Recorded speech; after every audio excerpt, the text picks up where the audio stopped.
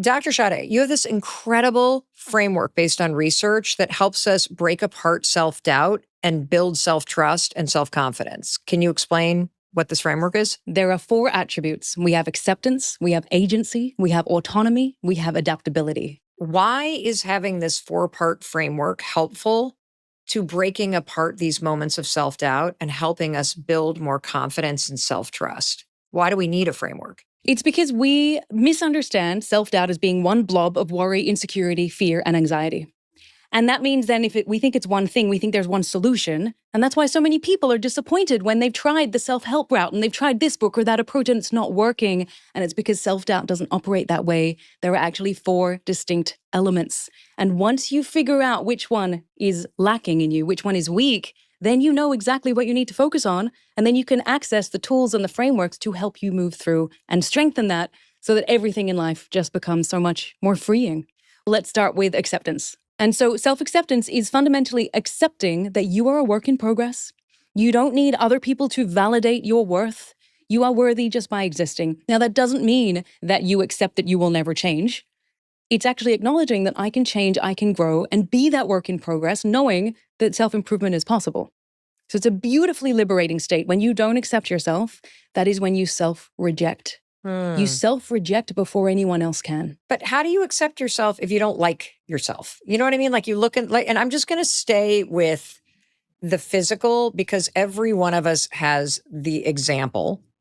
And when we start to get into psychological, I don't like myself because of X, Y, Z that has happened or these things that I did, it can get more complicated. And I want all of us to just stay right here and be listening for ourselves and listening for the people in your life who struggle with a lot of self-doubt. So if you do look in the mirror and you're like, yeah, and I don't want to accept that. So there are 2 things that I'd recommend you do. Okay. The first, well, actually, there's 3. The first one is that you need to acknowledge that until you accept yourself, nothing will change.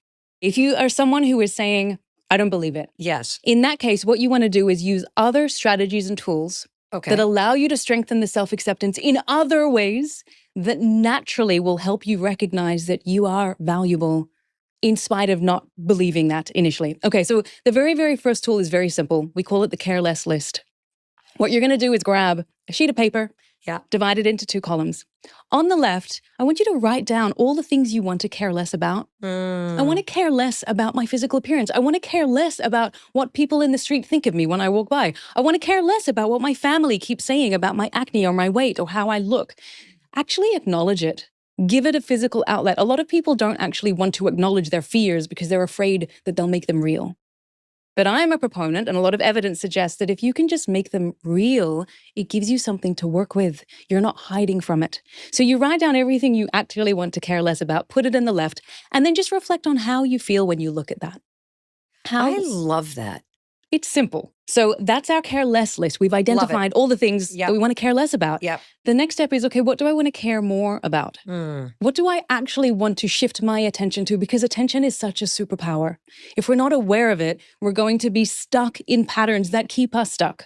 But if we can become more aware of it, be a bit more curious about how we're thinking, this is called metacognition. It's the ability to think about your thoughts, and it is a fundamental superpower because the moment you start thinking about your thoughts, you're no longer in your thoughts.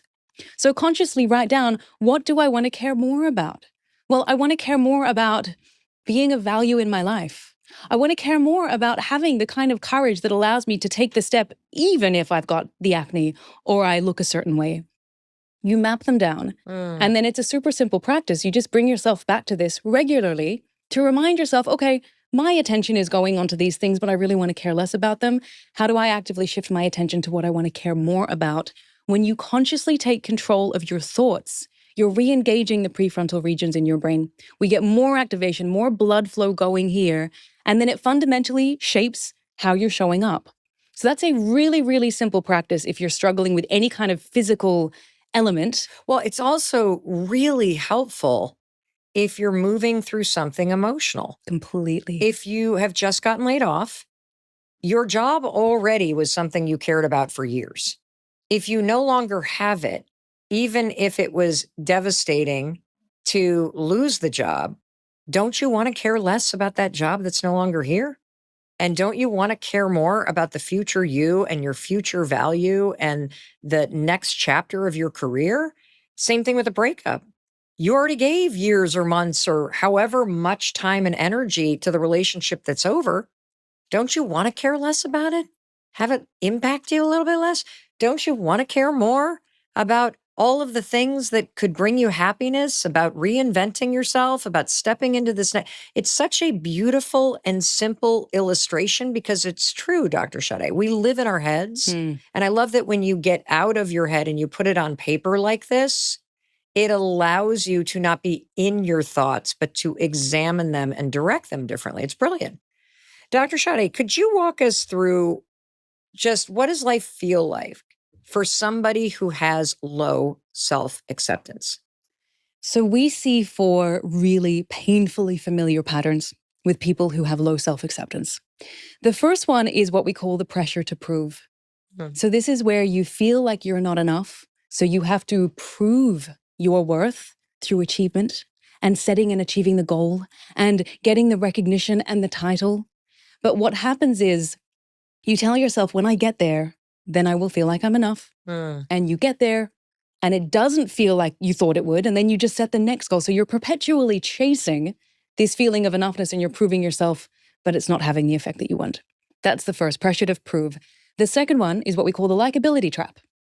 So if you don't accept who you are, you outsource your worth to how other people see you. And if they can like you, if they can see you as acceptable, then maybe you can see yourself as acceptable. But then this leads you to sacrifice yourself. You say yes when you really mean no. You over-apologize for things you shouldn't be apologizing for. You don't speak up in the meeting. You don't ask for what you deserve. And you end up sacrificing what you want and need because you're prioritizing everyone else all the time and you don't know who you are. So that's the likability trap. We prioritize being liked over being true to who we are. And I say we because I struggle with acceptance. I speak from experience here. Now, the third one is what we refer to as the shrinking syndrome.